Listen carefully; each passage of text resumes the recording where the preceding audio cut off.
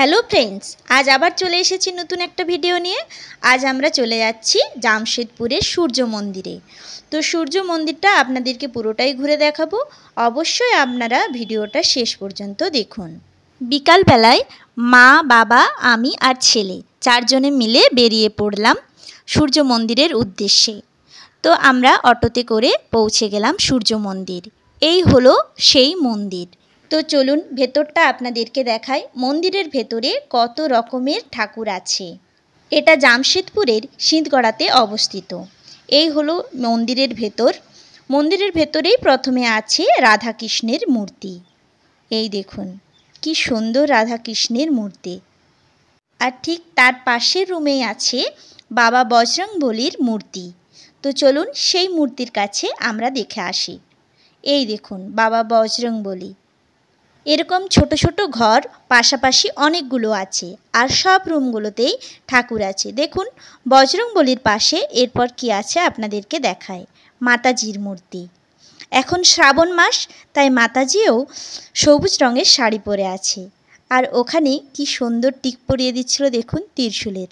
এই মাতাজির পিতলের মূর্তি। আর ঠিক তার পাশে আছেন আমাদের মহাদেব। এই হলো বাবা মহাদেবের মন্দির। তো চলুন ভেতরটা আপনাদের মহাদেবের মূর্তিটা একবার দেখাই। এই দেখুন শিবলিঙ্গটা কত সুন্দর। আর সামনেই যে গুরুজি ছিলেন সেই গুরুজি সবাইকে প্রসাদ দিচ্ছিলেন। ওখান থেকে বেরিয়ে আমরা চলে গেলাম পাশের মন্দিরে। ওটা ছিল শ্রী রামচন্দ্রের মন্দির। তো তখন মন্দির বন্ধ ছিল, তাই আমরা প্রণাম করে বেরিয়ে পড়লাম সেই মন্দির থেকে। তার পাশেই ছিল সূর্য মন্দির, যেটা দেখতে এসেছিলাম আপনাদেরকে আগেই বললাম। এই মন্দিরটা একদম রথের আকারে করা আছে। আর এই ছোট ছোট ঘরগুলো দেখছিলেন, এই ছোট ছোট ঘরগুলো সবগুলো গ্রহ দেবতারা আছেন। তো চলুন ভেতরটা আপনাদেরকে পুরোটাই দেখাচ্ছি। এখানে আছে রাহু, কেতু, মঙ্গল, বুধ, বৃহস্পতি, শুক্র, শনি আর সূর্যদেব। এই দেখুন এই ছোট্ট ঘরটাতে আছে বৃহস্পতিদেব।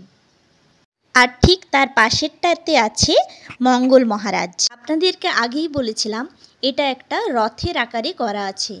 তো দেখুন এখানে 6টা ঘোড়া আছে আর সূর্যদেব সেই সারথি। আপনাদেরকে সামনে থেকে একটু দেখাই কত সুন্দরভাবে করা আছে। আর এই পাশে আছে বুধ গ্রহদেব। এই দেখুন। তারপর এই দিকে নেমে আমরা একটু দেখছিলাম, ওই দিকে আছে পার্ক। এই পার্কেও আপনারা আসতে পারবেন।